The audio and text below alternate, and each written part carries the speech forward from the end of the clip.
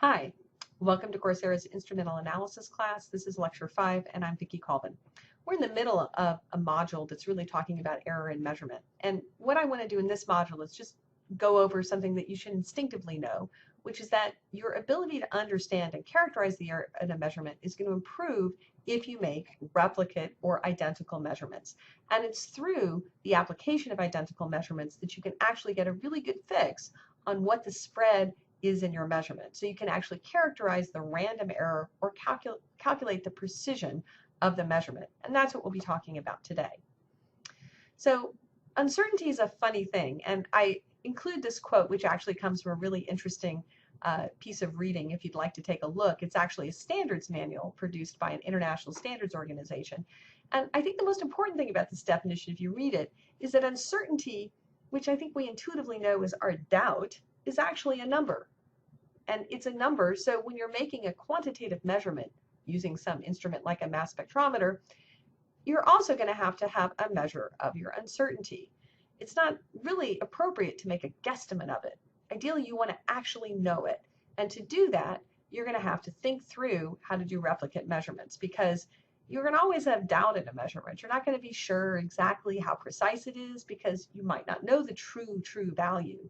But you're going to have to characterize how much uncertainty, how doubtful are you?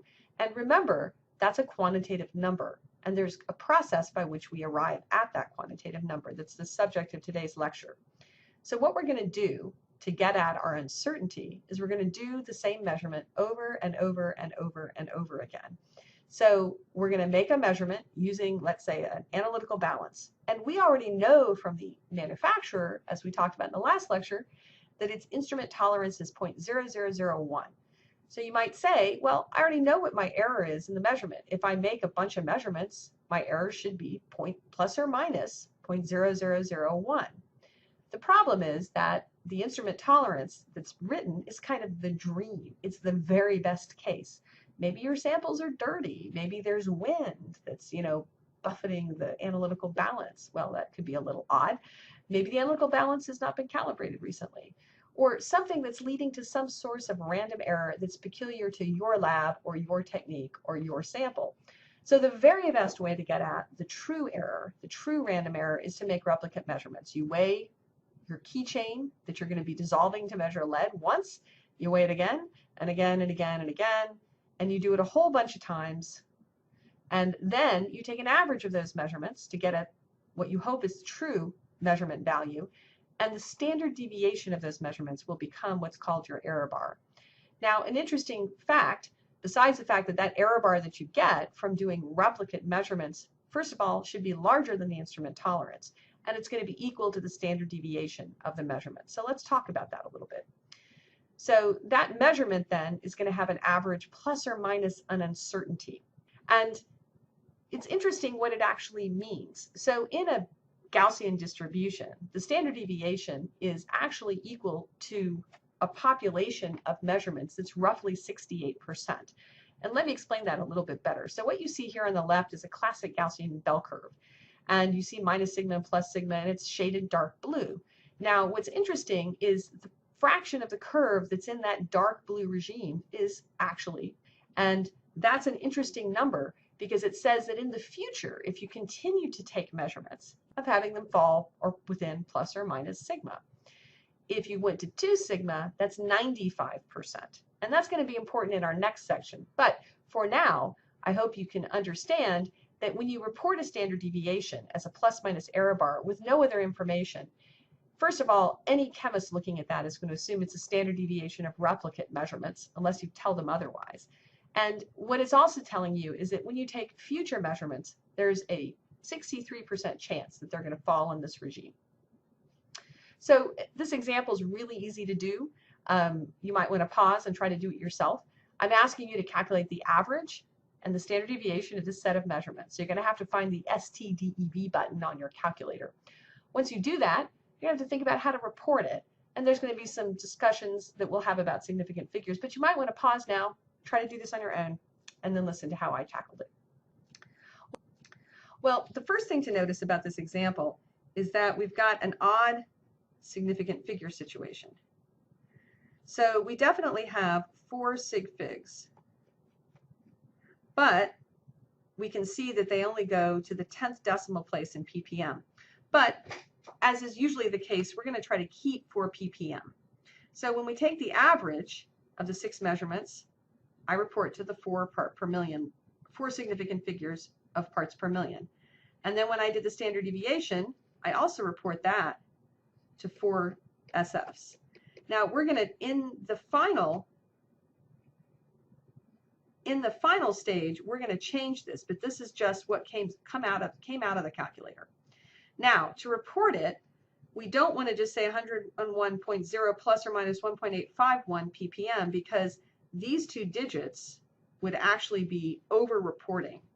So we want to match how we report the error bar with the number of digits that are here. So for example, we only know the 10th place. So we better make sure that we only report the 10th place in our error. So for example, this is a good way to report the absolute error, because what I'm doing is I'm giving the ppm only to the same significant figure place as my average, and that would be acceptable. And to report the percentage, it's a little bit different.